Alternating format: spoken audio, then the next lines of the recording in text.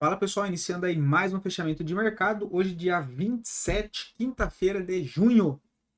Vamos aí para mais uma, né, atualização dos mercados no dia de hoje, tá? Então hoje bastante movimentação, um dia bastante agitado, bastante interessante é o que a gente vai ver hoje, beleza? Então não deixe de ajudar aqui o canal, curte aí, que é a maneira que você consegue nos ajudar e ao YouTube entregar esse conteúdo para mais pessoas. Lembrando que no nosso site do capitalismo.com.br já consta nosso novo plano de consultoria que é com o Thiago Prux. Então, para você que quer definir seu perfil de investidor, tem uma carteira de investimentos e não sabe rebalancear, não sabe como conduzir, tem dúvida, gostaria de ajuda de um profissional, creio que esse plano aí seja bem interessante para você. E aqui embaixo e também no nosso site já consta o cupom aplicado dentro dos nossos planos aí para vocês também, caso queiram adquirir. Beleza? Agora sem enrolação, direto para o gráfico. Rapaz, que dia, hein, pessoal? Opa! Ibovespa hoje fechou com uma alta aí de 1,36, né? Faltou um pouco de volume, mas um volume ok, acima da média. De certa maneira, acionou aqui até um OCOI, né, pessoal, que hoje ficou mais claro depois do rompimento, né? A gente pode ver aqui um OCOI que foi acionado no dia de hoje, mas vale lembrar que ainda assim tem a média móvel de 200 aqui, que vale a pena dar uma atenção como resistência, mas que, de fato, hoje com um rompimento aqui convincente, um volume ok, uma barra bastante compradora no nosso Ibovespa, mostrando a possibilidade dessa correção não parar nessa região desse fundo anterior, que seria os 124 mil pontos, que inclusive para quem já está acompanhando o nosso fechamento de mercado e também os radar de swing trade que rola durante a semana, que a gente já conseguiu mapear bem essa movimentação do Ibovespa, tá? Tanto essa queda, né, quanto aqui essa possibilidade de pullback, aí depois comentado que poderia vir testar essa região já de 124 mil pontos, e que agora passa a mirar, dado o contexto e o fechamento do dia de hoje, um viés um pouco mais positivo para o curtíssimo prazo, quem sabe puxar lá para a região dos 127.500 pontos, tá? Mas que ainda não altera o fato da tendência principal do Ibovespa, vale lembrar que é de baixa, tá, pessoal? Mas que sim, pode estar mais uma puxada aí, quem sabe, para voltar a testar esses pontos aqui anteriores, na faixa dos 127 a 128 mil pontos, porque aqui no lado esquerdo a gente não tem mais nenhum ponto de resistência tão importante que não só esse aqui de baixo, que com o fechamento de hoje ele já conseguiu romper. Né? Então o próximo nível de resistência importante fica só nessa faixa aqui, né? Então, quem sabe a gente vê o Ibovespa um pouco mais para cima e com isso dá para aproveitar alguns movimentos, né? Então, a gente conseguiu aproveitar bem, a gente está posicionado em Mafrig aqui na nossa carteira, assim como eu comentei ontem. Hoje foi um dos ativos aí que mais puxou, então coisa linda, né? A gente também tinha comprado opções de BOVA11, já imaginando esse contexto de correção, que também a gente finalizou a operação hoje, com ganho na opção de BOVA11, mas enfim, só para comentar, e também pegamos uma linda operação no mini índice, fechando aí com 800 pontos, beleza? Dito isso, dólar, apesar de um fechamento com volume vendedor acima da média, ainda segue trabalhando dentro de um contexto e tendência principal de alta no curto prazo, segue com alvo na região dos 5.590, depois 5.560, tá? 570, tá? Tá? Mas, né, um fechamento hoje esquisito, chegou a romper a máxima e não andou, possibilidade de ainda uma correção, tá? Mas segue acima da média móvel de 9, de 20, dentro de um canal de alta, por enquanto ainda é mais um sinal de alerta com o fechamento de hoje, mas que não altera a tendência principal do dólar, né? Isso é óbvio. Dando uma olhada lá fora, rapidamente, a gente vê o S&P com uma alta de 0,10, né? Movimentação fraca, mas segue trabalhando dentro de um contexto de alta. A gente tem trabalhando ainda acima da média móvel de 20, média móvel de 50, tendência de alta no curto e médio prazo, trabalhando dentro de um contexto de canal de alta, próximo alvo, a região de 5.530. Tá? 5.530 é o próximo alvo aí para o S&P. Já o Dow Jones, próximo do 0 a 0 ainda, né? Tá aqui bem enroscado, diferentemente dos outros índices. Deixa eu só ajustar aqui,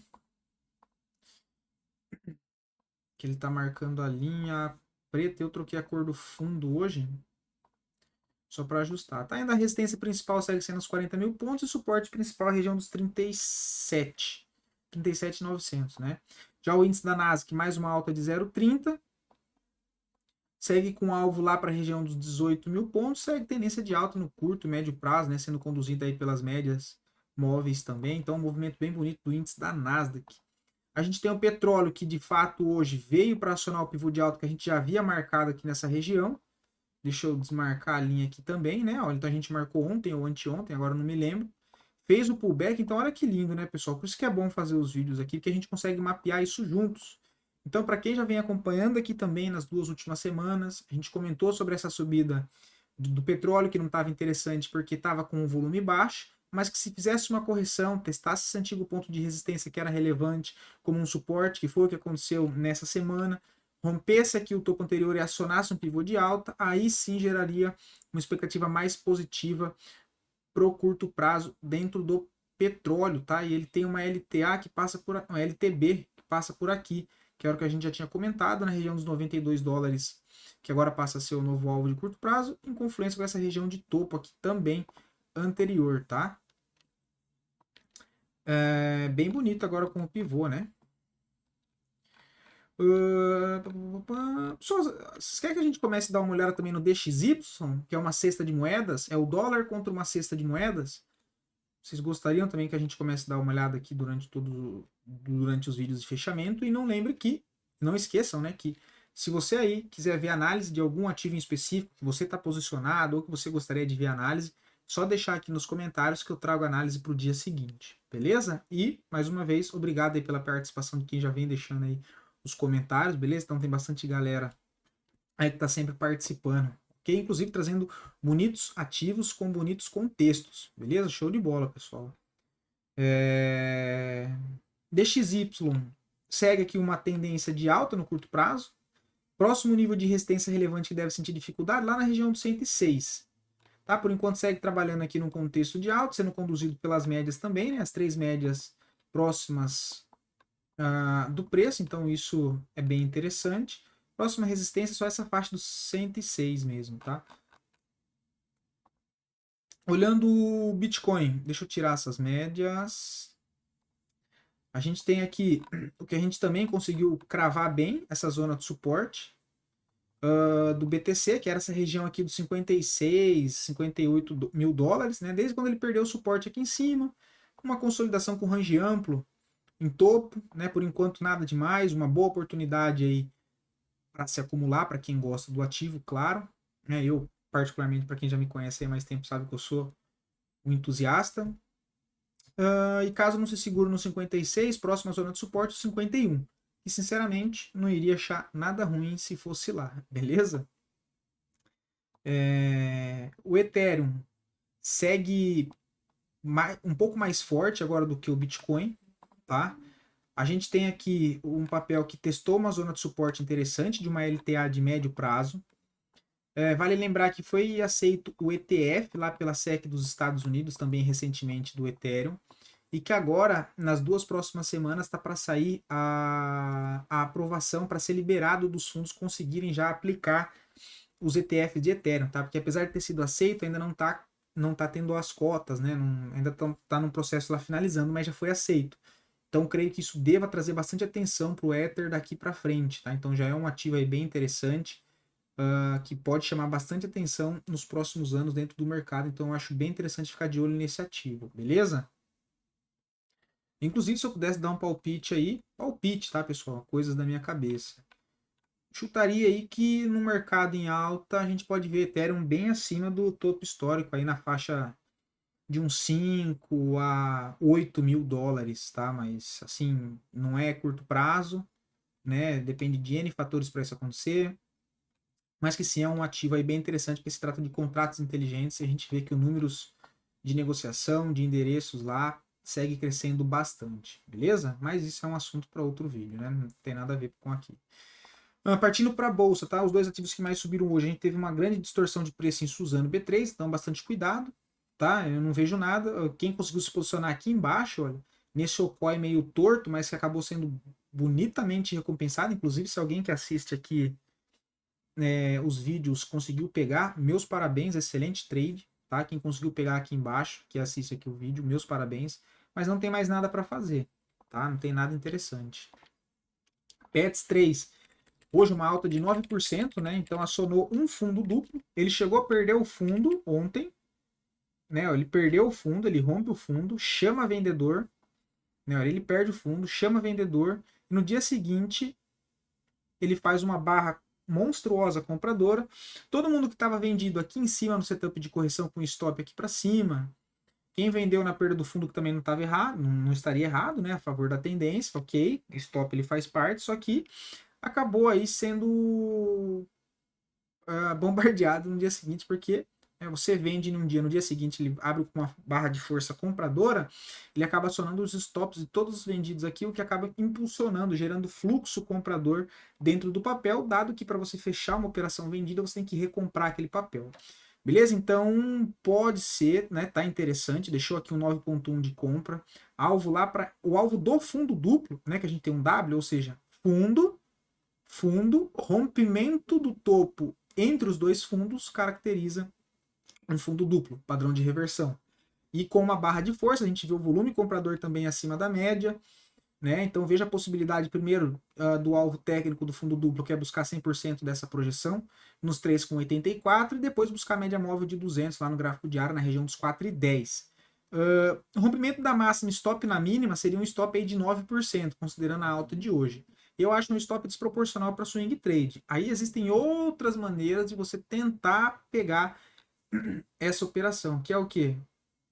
O que eu costumo fazer nessas ocasiões é marcar aqui a FIBA entre máxima e mínima dessa barra, né, máxima e mínima dessa barra, e no intraday do dia seguinte tentar pegar uma correção dentro dessa barra, quem sabe para a região dos 3,50 aqui, né, olha, dos 3,50, 3,55, conseguir montar uma posição com stop lá na mínima para tentar pegar o movimento, né, de continuação, que seria mais ou menos isso aqui. Tá? É claro que tem a chance do ativo romper a máxima aqui e ir-se embora. Né? Outro contexto que seria plausível é o quê? O stop ele é desproporcional. Então, ao invés de você entrar com a mão cheia, você entra 25% de uma mão cheia que você costuma entrar nas operações swing trade. Claro que cada um tem seu gerenciamento de risco, né, de acordo com o capital que opera, que destinou para operar esse modelo de operação, já considerando tudo isso.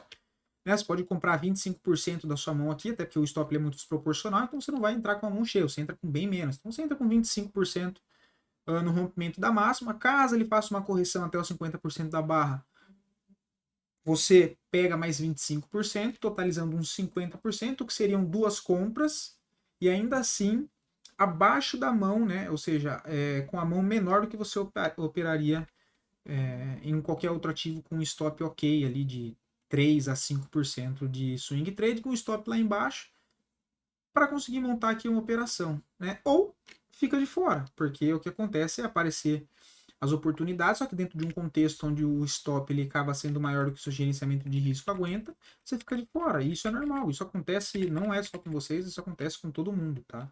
Eu que opero pivô mesmo, tem certos pivôs que o stop ele é muito grande por conta da distância do topo do fundo, eu fico de fora. Ou então eu ajusto minha mão para entrar.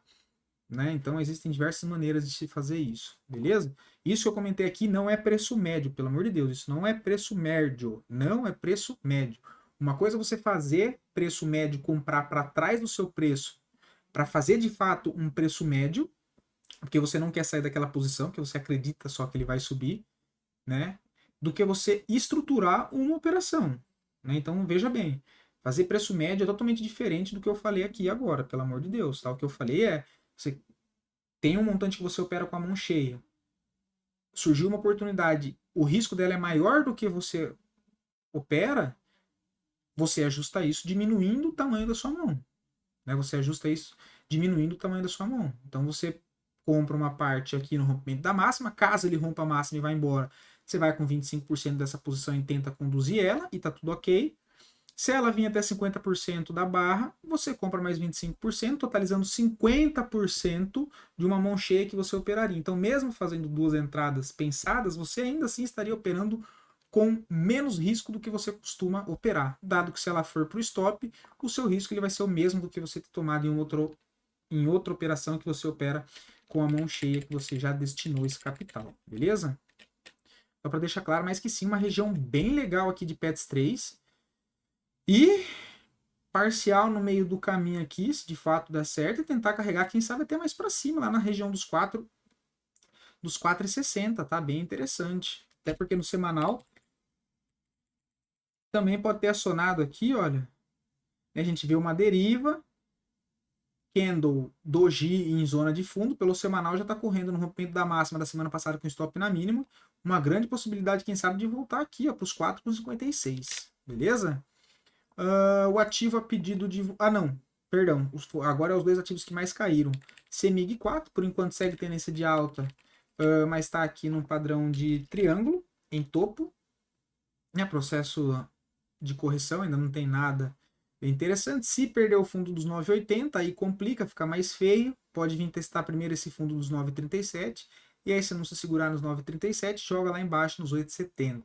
Para cima, precisa romper os 10,65 para manter a expectativa e retomada desse fluxo e tendência de alta aí dentro de CEMIG.